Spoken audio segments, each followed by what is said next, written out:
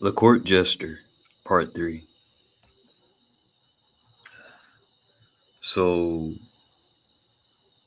I know there's a lot of people out there in relationships, and of course, the stuff that I say on this channel is my opinion, so I'm just throwing out my opinion.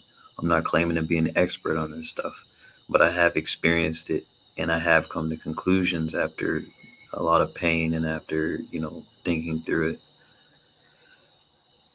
The people you want to talk to, the people you want to connect with, your lover, whether it's your boyfriend or your girlfriend. These people sometimes they make it difficult to interact with them. Sometimes they make it challenging to want to care. They make it seem like they don't care. And when they get this way, you'll have situations where you will want to connect with them and you'll want to speak with them and interact with them. But they don't really want to reciprocate. And you're thinking to yourself, I can do something to make them like me. Let me figure out how to do that. And you go out of your way to try to come up with this method of likedness. Oh, look, they'll like me. Oh, look, maybe if I do this, they'll like me. Well, maybe if I do this, they'll like me. The sad thing is, the person already knows that you like them. They know you want to talk to them. They know you want to interact with them. Many times, they really just don't care about you.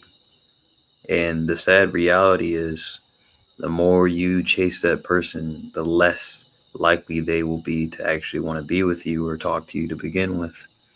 This is not just for romantic relationships.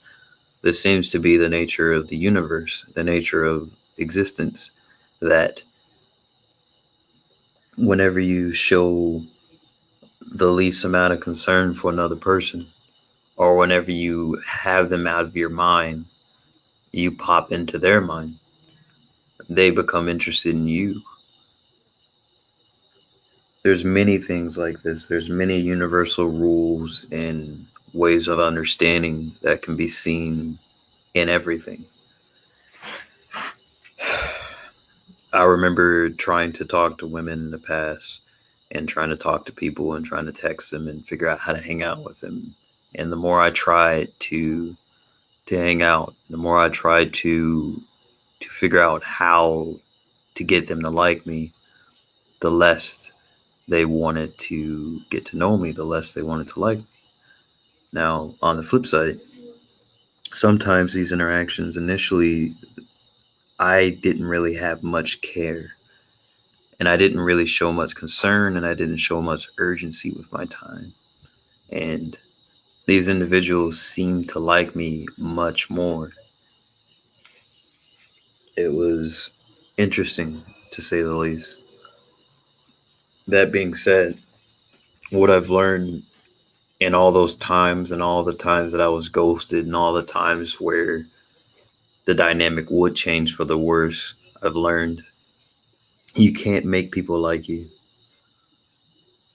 The person who you want to interact with and they're not talking to you and stuff like that, they already know you like them. They just don't want to interact with you. And a lot of them are just too cowardly to let you know. And the sad reality is you just kind of have to come to terms with this because the more you focus on the person and why they're not trying to interact with you and how to get them to like you, the less they'll like you. The energy is literally directly opposed on either side, so you're pushing them away. It has the opposite effect of what you would think it does. So the court jester, he or she, they try to gain the favor of another person.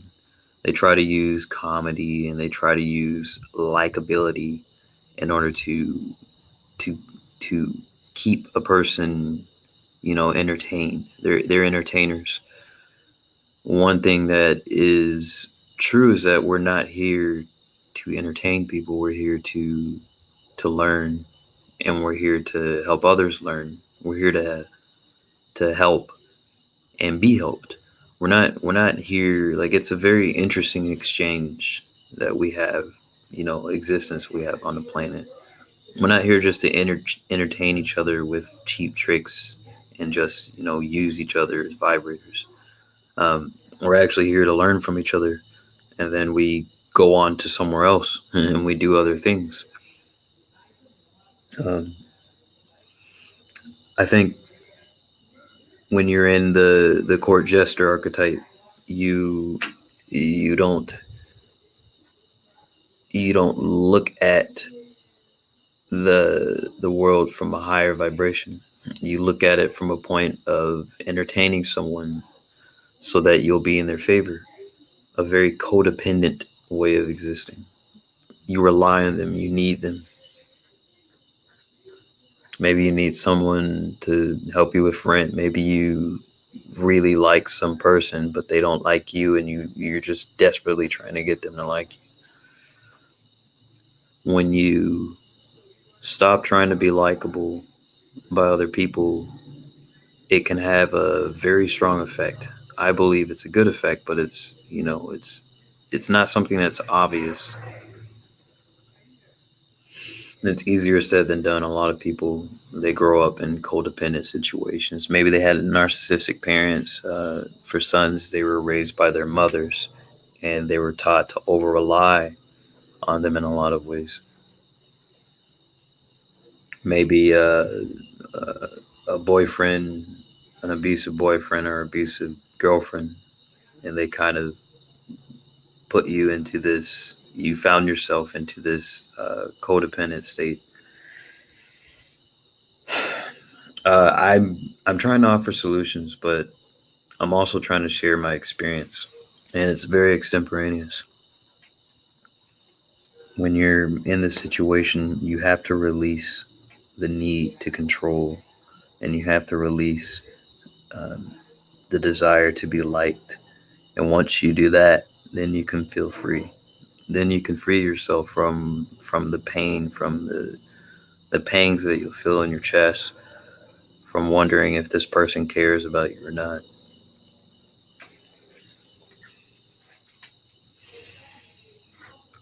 There's a lot of people out there who are the court jester. I was a court jester for a large part of my life. And I think the process of eliminating that is tedious. It's a lot. It takes a while, but I think it's necessary.